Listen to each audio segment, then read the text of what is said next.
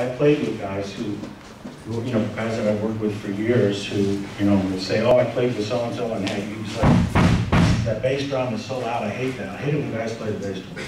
But I didn't tell them, so well, I do it all the time. You just don't know it. But you'd miss it if it wasn't there, because it provides a foundation. Just to kind of give you an idea, I'll talk about it for a second since we're kind of on that topic. When I'm playing some time on the cymbal, what I might play on the bass drum would be this song.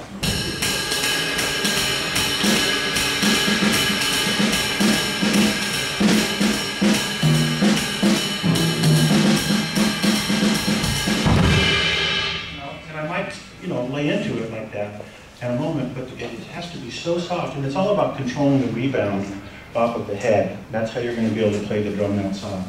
And for most guys, it's really uncomfortable at first, so you have to work on it, and even developing it at faster tempos so that you can still do it. You know.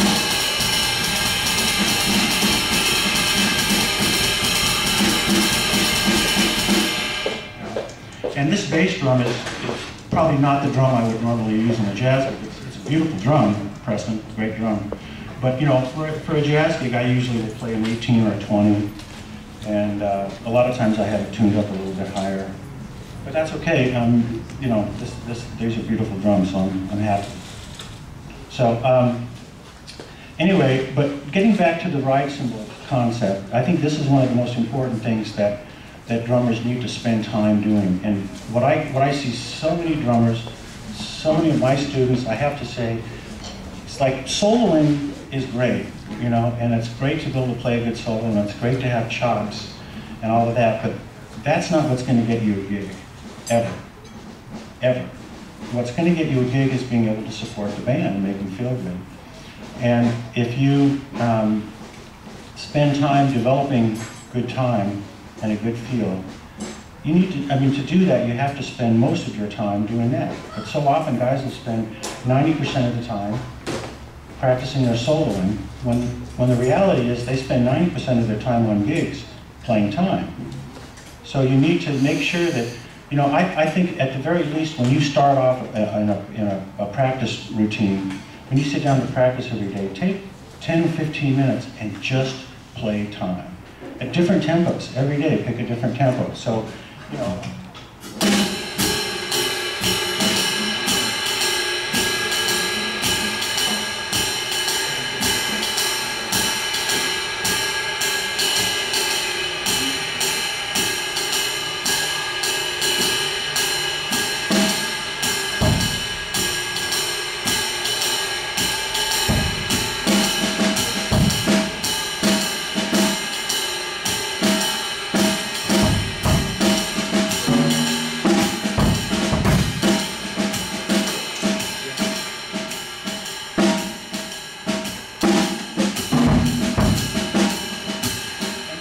Try to develop a really strong sense of quarter note and consistency on the cymbal.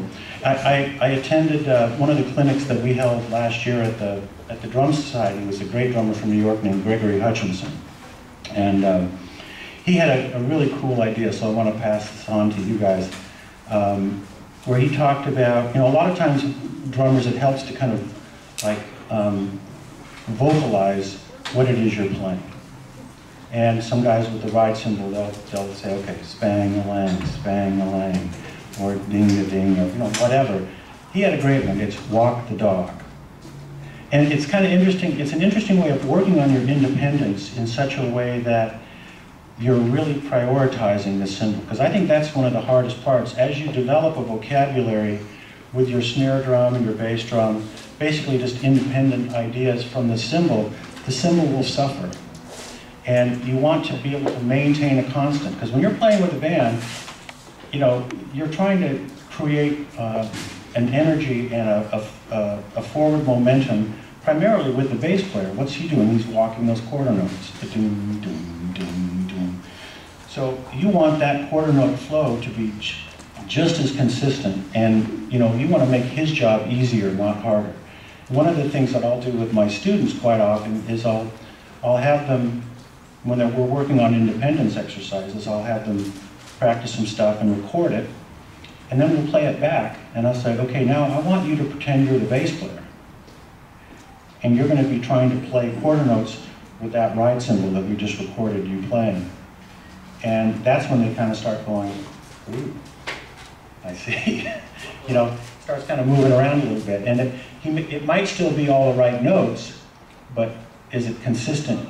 Is the pulse consistent? And that's what really needs to be developed. And whether you are playing a lot or playing a little, and some of that is, you know, dependent upon style, the situation you're in, personal taste, just what you hear in your head. You might be one of those guys who likes to play a lot of stuff against a cymbal, and that's not necessarily bad, but it depends on the, you know, it has to be the right situation. And